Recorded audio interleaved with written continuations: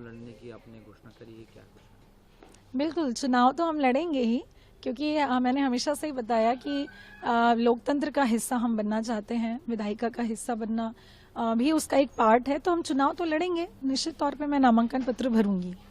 लेकिन जब आपने इस्तीफा दिया था तब आपने वजह कुछ और बताई थी, क्या उसी समय तय कर लिया था कि आपको चुनाव लड़ना है, या फिर क्या स्थिति हुई कि आप? मैंने पहले ही बहुत विस्तार से बताया कि मैंने जिस समय इस्तीफा दिया था उस समय मैंने कारण लिख के दिए थे कि मुझे मेरे मकान के उद्घाटन में जाने की अनुमति नहीं दी जा रही थी।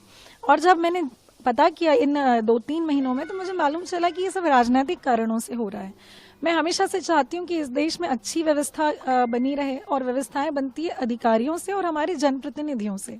अधिकारी रह के मैंने देख लिया, राजनीतिक मंशा अगर अच्छी हो तो अधिकारी भी अच्छा कार्य कर सकते हैं। इसीलिए मैंने ये फैसला लिया कि अब मैं विधायिका में जाऊंगी, और जो अन्याय मेरे साथ हुआ है उस अन्याय के खिलाफ हम लड़ाई लड़ेंगे, ताकि किसी और के साथ इस तरह का अन्याय ना हो।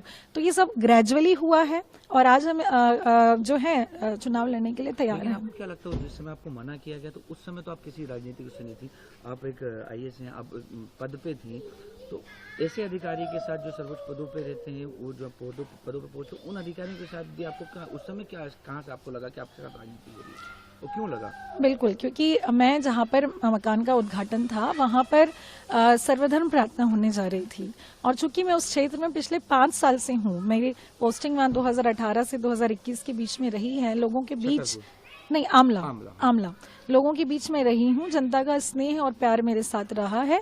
तो लोगों ने ही मुझे एक ऑप्शन के तौर पे उस समय भी देखा था जब मैं वहां पर पदस्थ थी, इसीलिए मेरा ट्रांसफर फिर जगह जगह बार बार हो रहा था, क्योंकि वहाँ के जो माननीय थे उनको परेशानी हो रही थी। तो यही कारण रहा था। लोगों ने तो उसी समय से एक जनप्रतिनिधि के रूप में मुझे चाहा था, लेकिन मैं उस निर्णय तक नहीं पहुंच पा रही थी, क्योंकि मेरा कोई पारिवारिक बैकग्राउंड नहीं है इस तरह का। मैं सीख कर ही आगे बढ़ रही हूँ, पढ़ लिख करके अधिकारी बने। अधिकारी रहते हुए मैंने देखा कि जिस स्वतंत्रता के साथ मैं काम करना चाह रही हूँ मुझे वो नहीं मिल पा रही है।